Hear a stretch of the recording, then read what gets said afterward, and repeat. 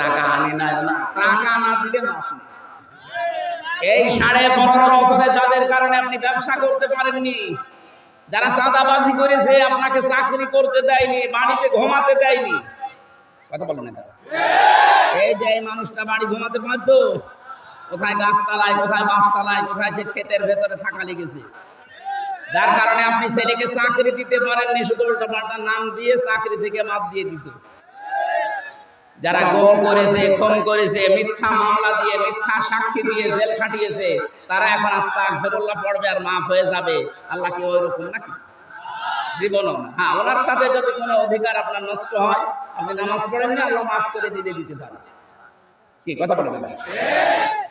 ফায়াগফিরু লিমান ইয়াশা ওয়া ইউআযযিবু মান ইয়াশা। ইচ্ছা করলে মাফ করে দেবে, ইচ্ছা করলে শাস্তিও দিতে পারে।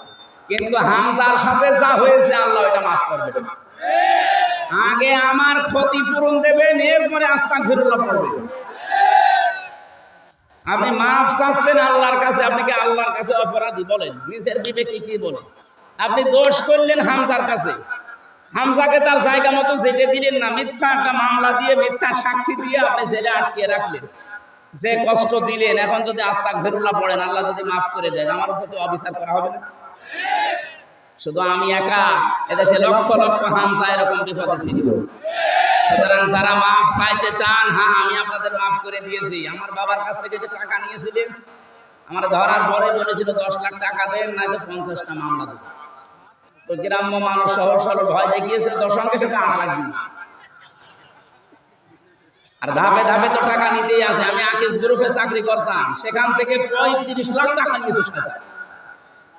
বলছে না, এটা আপনাদেরও জড়িয়ে দেবে। তারা তো সেরকম কোম্পানির লোক, ভয়তে তারাও দিয়ে 35 লাখ চেয়েছিলাম, শুনলাম 22 লাখ। সেদিন আমার সাথে মালিকের কথা হল, বলছে আমার কাছে 22 লাখ টাকা নিয়েছে। ওই টাকা এখনো মাঝে মাঝে আমারে বলে যে স্যার টাকা কি ফেরত দেওয়া লাগবে? ফেরত দেওয়া লাগবে না, টাকা কি তোর বাবার টাকা? আগে টাকা ফেরত দেয়, এরপরে মাফ চায়। এই 15.5 বছরে যে যার কাছে অপরাধ করেছেন, তার কাছে আগে স্বীকার করবেন যে, আর ওর ক্ষতিপূরণ হলে ক্ষতিপূরণ দিয়ে বলবেন যে ভাই মাফ করবেন। এই কথা বলছেন না? তাছাড়া আপনার কোনো আস্তাগফিরুল্লাহ মাফ মাফ। আমিও সেদিন বলেছি, আমি টাকা ফেরত দেন, আগে টাকা ফেরত দিয়ে যাবেন, এরপরে বলবেন হুজুর মাফ করে দিন। আমি মাফ করে দিলাম, কিন্তু টাকা ছাড়া মাফ। আমার উপর শারীরিক যে নির্যাতন গুলো হয়েছিল, আমার পা কেটে গিয়েছিল, আমি দৌড় দিয়েছিলাম, এগুলোর জন্য আমি মাফ করে দিয়েছি। কিন্তু টাকা না দিলে কোনো মাফ হবে না। মিথ্যা মামলা দিয়ে, মিথ্যা সাক্ষী দিয়ে আপনি বিনা কারণে মিথ্যা সাক্ষী দিতে গেলেন, মানে অনেককে বাধ্য করতো মিথ্যা সাক্ষী দিতে। সাক্ষী দেয় মানুষ দেখে, শাহেদ মানে সাক্ষী। শাহেদ মানে কি বলেন? শাহেদ হয় তখন মানুষ যখন এই চোখ দিয়ে দেখে।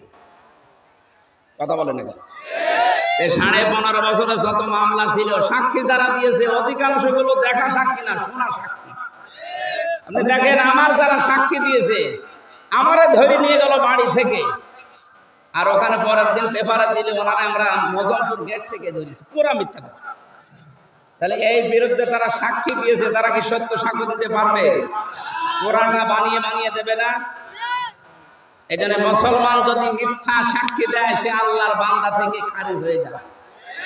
বাংলাদেশে মিথ্যা সাক্ষী বন্ধ হলে 1,10,000 মানুষ জেলখানায় আছে, আমার মনে হয় 70,000 বের হবে, বিনা কারণে পড়ে আছে, কিচ্ছু জানে। বান্দার হক নষ্ট করবে না, এটা কিন্তু বান্দার হক। ও যতদিন মাফ না করবে, আল্লাহ আপনাকে মাফ করবে না। এই যে মেয়েদের এই দেনমোহর দেওয়া, এটা কিন্তু তার হক। আজ বাংলাদেশে অনেকে দেনমোহর না দিয়ে মাফ চেয়ে নেন, না, মাফ হবে না। আগে দেনমোহরের টাকা দেওয়া লাগবে। এক কথা বলে না, দেনমোহর শোধ আছে কার কার? হাত তোলেন তো। ও আমার বাপ তো হাত তুলছে না। হ্যাঁ, আপনার কত? আপনার দেনমোহর কত দেওয়া লাগবে? আপনার টাকা না থাকলে আমার বলে, আমি টাকা দেবো, এটা মনে হয় না। আমার আবার মনে হয় বাকি আছে। হাত তুলছে না কেন? বাকি নেই? ক টাকা? 10 শতক দিয়েছে। ঠিক আছে, আমি জানলাম 5,000 টাকা দেন মোহর হয়। আর যারাই যা করেছেন সে যতটুকুই হোক দেওয়া লাগবে, দেওয়া লাগবে। হোসাইন পেছনে না, ও বিয়ে করার সময় মনে হয় সরাসরি দিয়ে দিয়েছিল, ও অল্প করেছিল না 2,000। একটু বেশি করা লাগবে যার যে সামর্থ্য আছে। আর একটা জিনিস এই দেশে একটা ভেজাল চলছে, এটা বান্দার হক নষ্ট হওয়ার শামিল। এই যে বরযাত্রী যাওয়া,